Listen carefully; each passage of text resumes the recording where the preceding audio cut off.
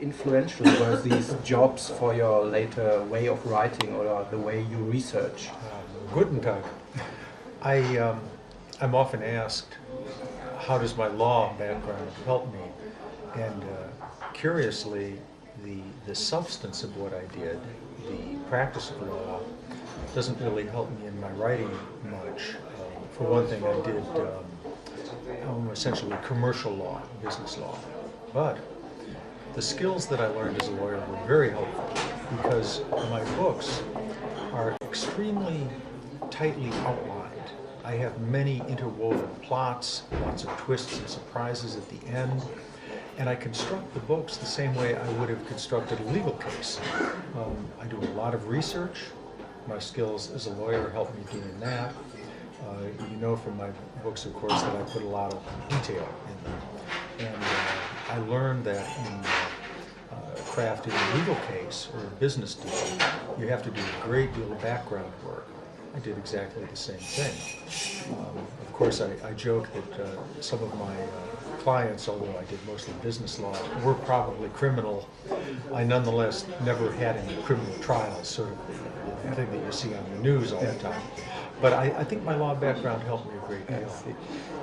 And your main characters in the thrillers are Lincoln Rhyme and his partner Emilia Sachs. Do you remember when you first developed these figures? Mm-hmm. My number one goal is to give my readers the most entertaining experience I possibly can. That's very, very important to me. Every time I approach a new book, I look for a hero in that book that will be something my readers haven't seen before, something that's unique, something that will make them excited. About 10 years ago, a little over 10 years ago, I guess at this point, I was looking around for a new character, and I thought, we have not seen a Sherlock Holmes sort of character for a while. Nowadays, most of the heroes, they can shoot really well, and they can karate kick people, and I thought, I don't want to do that. I want an intellectual hero. I want someone who can outthink the villain. And I thought, well, how can I come up with a character like that? Well, let me make a character that is unable to shoot a gun, unable to run down the bad guy, unable to walk into a bar and talk to the bartender about things. So I'll make him disabled. I'll make him extremely disabled. I did that, never thinking that the book, that was The Bone Collector, would become a hit. Now, my latest book, the one that has just come out, of course, called The Cold Moon in America, The Watchmaker, here in Germany, sells 1 million copies all over the world, published in 150 countries. Everybody loves it. It's a mystery to me, but as long as my readers want him, I'm going to keep writing those books. Yeah. And I could imagine to develop main characters over different books, you have to have them grow, or like if you're working on a TV series, do you have a big archive of characters and possible, because they live with the books and they grow older, or like Harry Potter or something. It's called Deaver World. That's what a fan had quoted that term, and I love it. It's a world that I've created. My characters, some of them started in the early books. I won't give any details, but some of the characters don't survive one book, or they may be injured and go off and do a different career. They may come back later. But as I indicated a moment ago, I'm extremely organized. I have charts and graphs and pictures of all the characters up on my wall, and I plotted out their fate for a long time to come. And the thrillers I read, they play in New York. How important is Manhattan, New York, and the suburbs for the atmosphere and the plots of your stories?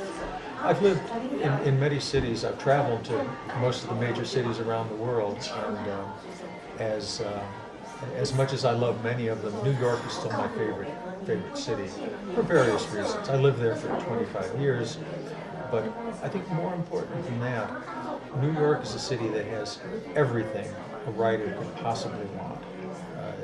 the mix of cultures, the mix of nationalities, ethnicities, races, money, power, art is just truly astonishing. And it gives me the broadest canvas I could possibly have to work with.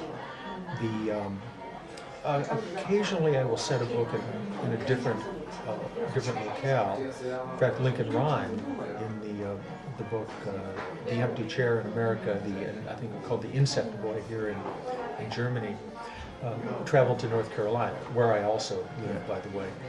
And he was out of his element, and that was a very fun challenge for me to write a book, and a challenge for him, too, in a different area. But he got back to New York very quickly. And so, do you think it's important to create a special Gotham atmosphere, a dark atmosphere of the crime atmosphere in New York? I'm pretty relentless when it comes to my fans. I want them to have the most thrilling experience they possibly can.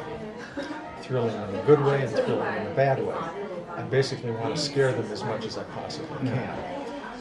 So as a result, my stories, they move very quickly. They take place over about 2 days, tops. Some of them take place over 12, 14 hours.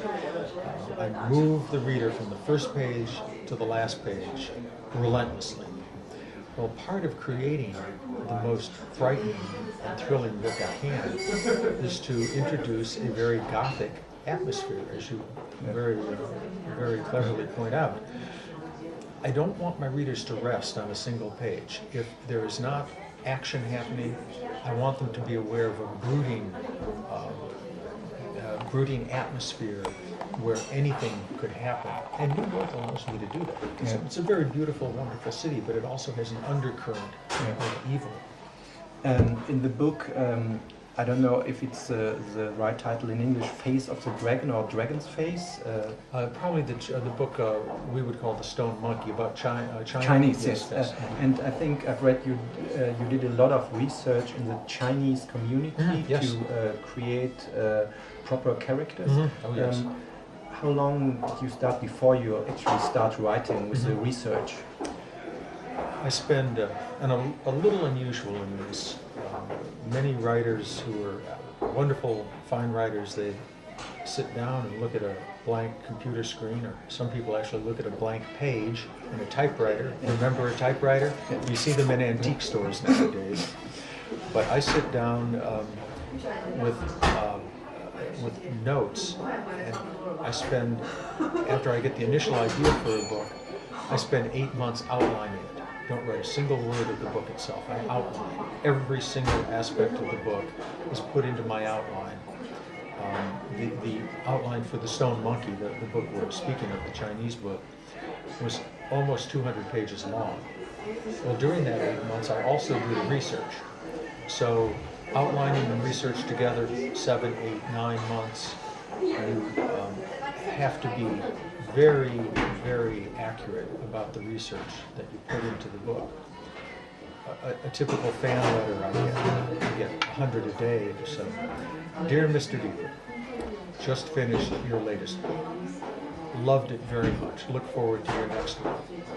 However, on page 42, I notice that you had a 3.6 liter engine in the BMW Model 325.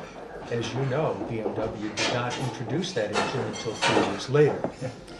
My response is, well, of course, my initial response is, isn't that important? But in reality, what I answered back to that person was, I'm sorry. I made a mistake that interfered with your enjoyment of the book. And I will correct that in the future. I have an obligation to give the readers the most exciting and entertaining book I possibly can. And if I make mistakes, that disrupts their research. In a former interview, you mentioned that you rewrite your original drafts again and again. What do you change? The structure, or words, or the style, or the way the people speak? Generally, the structure is not changed, because that